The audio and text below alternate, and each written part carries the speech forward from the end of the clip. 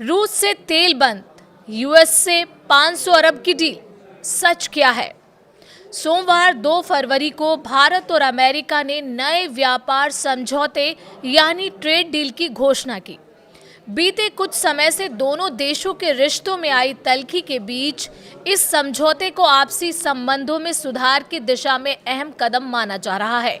हालांकि इस डील की शर्तों और समय सीमा को लेकर अब तक बेहद सीमित जानकारी ही सार्वजनिक की गई है। नमस्कार, आप देख रहे हैं न्यूज़ 18 राजस्थान का डिजिटल चैनल और आपके साथ मैं हूं वंदना त्यागी। और आज इस वीडियो में हम बात करेंगे उन सवालों की जो इस डील के होने के बाद से उठ रहे हैं। मंगलवार की बात करें तो मंगलवार शाम भारत के वाणिज्य और उद्योग मंत्री पीयूष गोयल ने कहा था कि अमेरिका के साथ ट्रेड डील को लेकर अंतिम दौर की बातचीत जारी है और समझौते के ब्यौरे तय किए जा रहे हैं। दूसरी तरफ अमेरिकी राष्ट्रपति डोनाल्ड ट्रंप ने सोशल मीडिया पर इस डील को लेकर कई दावे किए, लेकिन प्रधानमंत्री नरेंद्र मोदी या भारत सरकार की तरफ से उन पर अब तक कोई साफ प्रतिक्रिया सामने नहीं आई है। यही वजह है कि समझौते को लेकर कई अहम सवाल खड़े हो गए हैं, जिनके जवाब फिलहाल साफ नहीं है।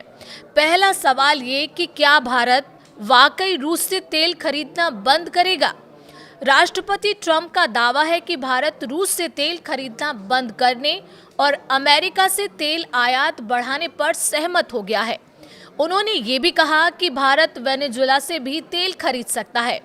हालांकि भारतीय पक्ष की तरफ से इन दावों की अब तक कोई आधिकारिक पुष्टि नहीं की गई है।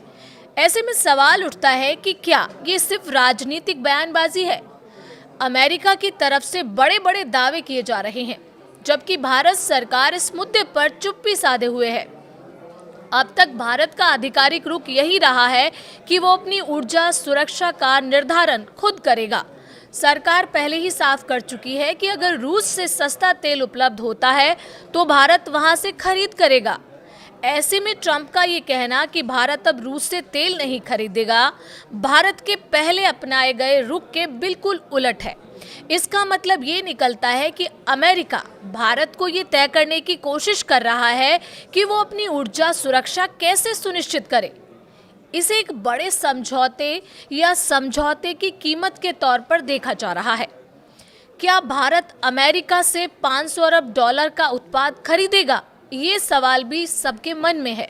राष्ट्रपति ट्रंप के दावों का दूसरा बड़ा पहलू ये है कि भारत अमेरिका से 500 अरब डॉलर मूल्य के ऊर्जा तकनीक और कृषि उत्पाद खरीदेगा। वास्तविकता ये है कि भारत का अमेरिका से कुल सालाना आयात अभी 50 अरब डॉलर से भी कम है। ऐसे में इस स्तर तक पहुंचना दशकों का लक्ष्य हो सकता है। यही वजह है कि ये दावा कितना व्यावहारिक है, इस पर सवाल उठ रहे हैं। ट्रंप का ये कहना है कि भारत अमेरिका से कृषि उत्पादों का आयात करेगा। बेहद अहम माना जा रहा है उनका ये बयान। लेकिन प्रधानमंत्री नरेंद्र मोदी ने 15 अगस्त को साफ शब्दों में कहा था कि किसानों के हितों से कोई समझौता नहीं किया जाएगा। इससे कृषि क्षेत्र से जुड़े लोगों को ये भरोसा मिला था कि अमेरिकी कंपनियों का दबाव इस सेक्टर पर नहीं पड़ेगा और छोटे किसानों की आजीविका सुरक्षित रहेगी। ये मुद्दा सिर्फ व्यापार का नहीं बल्कि देश की खाद्य सुरक्षा से भी जुड़ा हुआ है। 60 के दशक में भारत अमेरिकी आयात पर निर्भर था, जिससे अमेरिका का प्रभाव बढ़ा। वर्षों की मेहनत के बाद भारत आज आत्मनिर्भर बना है। ऐसे में अगर इस आत्मनिर्भरता पर आंच आती है तो ये गंभीर चिंता का मुद्दा है। अमेरिका की कृषि सचिव के बयान पर भी ध्यान दिया जा रहा है, जिसमें उन्होंने कहा है कि भारत को निर्यात से अमेरिकी किसानों को बड़ा फायदा होगा। इससे साफ संकेत मिलता है कि इस डील से अमेरिकी कृषि लॉबी को लाभ पहुंचने की कोशिश की जा रही है। यदि ऊर्जा और कृषि जैसे बुनियादी क्षेत्रों में भारत अमेरिका पर आयात निर्भर हो जाता है, जबकि पहले इन्हें संप्रभु और गैर समझौता योग्य क्षेत्र बताया गया था, तो ये सवाल उठता है कि कहीं ये डील विश्वासघात तो नहीं। इस बीच पीयूष गोयल ने साफ किया है कि एग्रीकल्चर और डेयरी जैसे संवेदनशील क्षेत्रों को डील में संरक्षण दिया गया है और अंतिम सहमति बनते ही सभी विवरण सार्वजनिक किए जाएंगे। 500 अरब डॉलर के आयात के दावे को समझने के लिए देखना जरूरी होगा कि ये लक्ष्य किस समयावधि में तय किया गया है और किन उत्पादों को इसमें शामिल किया गया है। अमेरिका ने गोइंग फॉरवर्ड जैसे शब्दों का इस्तेमाल किया है। इससे संकेत मिलता है कि ये एक दीर्घकालिक योजना हो सकती है। अतीत में कई मौकों पर ट्रंप अपने बयानों से पीछे हटते रहे हैं। सवाल ये भी है कि क्या भारत के साथ की गई इस डील पर उनके दावे भी उसी तरह बदल सकते हैं। ऊर्जा और कृषि दोनों ही ट्रंप के लिए राजनीतिक रूप से अहम मुद्दे हैं। रूस से तेल खरीद के मामले में भारत पर दबाव और अमेरिकी कृषि लॉबी की अपेक्षाएं दोनों ही ट्रंप की घरेलू राजनीति से जुड़े हैं।